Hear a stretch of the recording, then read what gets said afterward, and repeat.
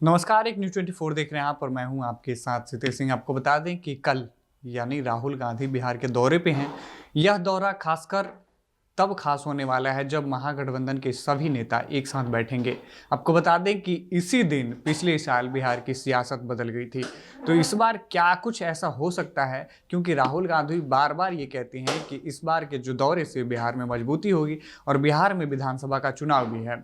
तो आपको बता दें कि बिहार विधानसभा चुनाव को लेकर राहुल गांधी का ये जो दौरा और बैठक बहुत ही अहम माना जा रहा है।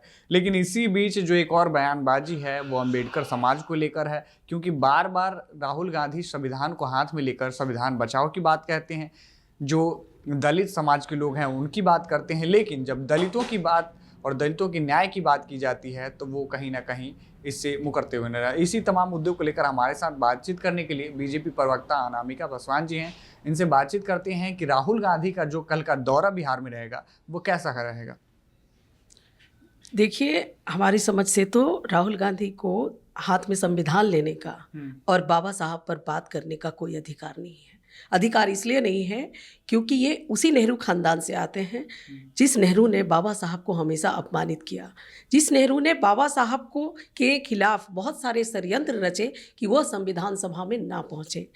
इवन बंगाल से जब बाबा साहब ने चुनाव जीते थे, उन क्षेत्रों को भी पाकिस्तान बंटवारे में पाकिस्तान को दे दिए गए उन हिस्सों को, जबकि उन हिस्सों में शेड्यूल कास्ट और हिंदुओं की आबादी थी। इस तरह की साजिश रची है नेहरू ने।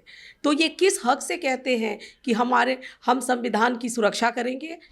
इनको तो भूलना ही नहीं चाहिए कि इनके जो तीनों प्रधानमंत्री थे उन्होंने हमेशा ही आरक्षण के खिलाफ अपनी आवाज़ उठाई है। उन्होंने हमेशा बाबा साहब की खिलाफत की है। उन्होंने कभी भारत में बाबा साहब को भारत रत्न नहीं दिया, उन्हें किसी भी सम्मान से सम्मानित नहीं किया। आप ये देखिए कि उनका एक प्रतिमा, एक पोर्ट्रेट पार्लियामेंट में उन्होंने नहीं लगने दिया। आज वो अंबेडकर की बात करते हैं, आज वो संविधान की बात करते हैं। ये बिल्कुल उचित नहीं है।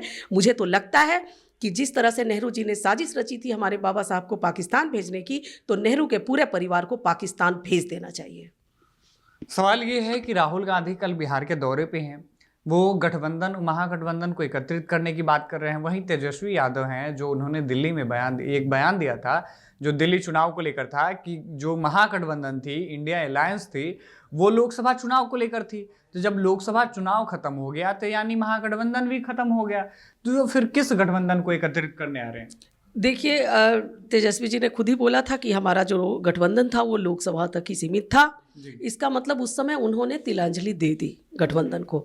अब ये पता नहीं किस गठबंधन की, किस गठजोड़ की बात कर रहे हैं। हमें तो लगता है कि ये जो जितने सारे दल है ना, ये सभी दलों का दलदल बन चुका है।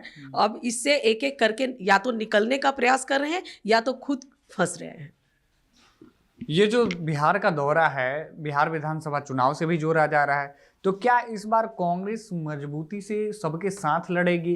क्योंकि देखिए, दिल्ली विधानसभा में आम आदमी पार्टी और कांग्रेस वर्सेस लड़ाई तो हो गई है, तो बिहार में क्या जो आरजेडी है और बाकी जो पार्टियां हैं छोटी बड़ी राज्य स्तरीय, वो क्या कांग्रेस के साथ लड़ रही हैं या फिर वैसे ही पलड़ा झाड़ दिया?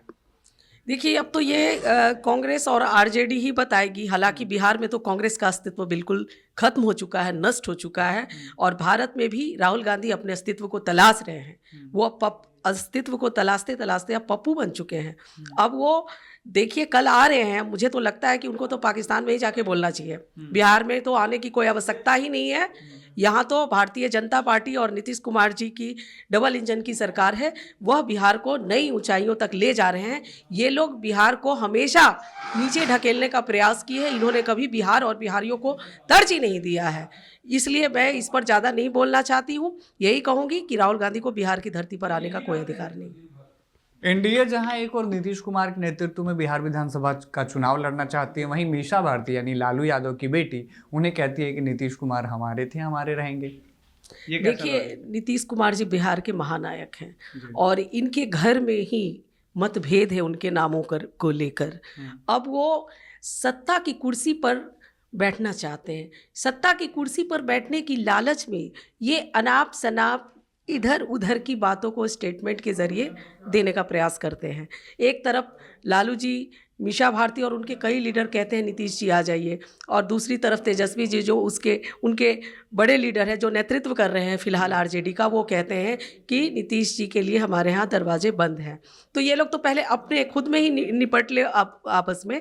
और आप तो जानते हैं कि एनडीए में नीतीश कुमार जी कितनी मजबूती से हैं और बिहार को विकास की ओर अग्रसर कर रहे हैं एनडीए के साथ, और वो एनडीए में ही रहेंगे। उनके बोलने या ना बोलने से कोई फर्क नहीं पड़ता। तो ये थी हमारे साथ बीजेपी प्रवक्ता अनामिका पासवान, जिनसे हमने राहुल गांधी के दौरे और जो संविधान बचाओ सब वो कह रहे हैं उसको लेकर हमने बातचीत की। अब ऐसे में देखना ये है कि राहुल गांधी का ये जो बिहार का दौरा रहता है, ये क्या सभी गठबंधनों को एकत्रित कर पाएगा, क्योंकि बिहार विधानसभा चुनाव में अभी कुछ महीने बचे हुए हैं। अब ऐसे में देखना ये होगा कि जो बाकी जो विपक्षी पार्टियां हैं वो तो ये भी कहना शुरू कर दिए हैं कि जो महागठबंधन था, इंडिया अलायंस था, वो लोकसभा तक ही था। अब बिहार में इसको लेकर क्या कुछ चर्चा रहता है। तब तक के लिए बने रहे हमारे साथ और देखते रहें न्यूज़ 24।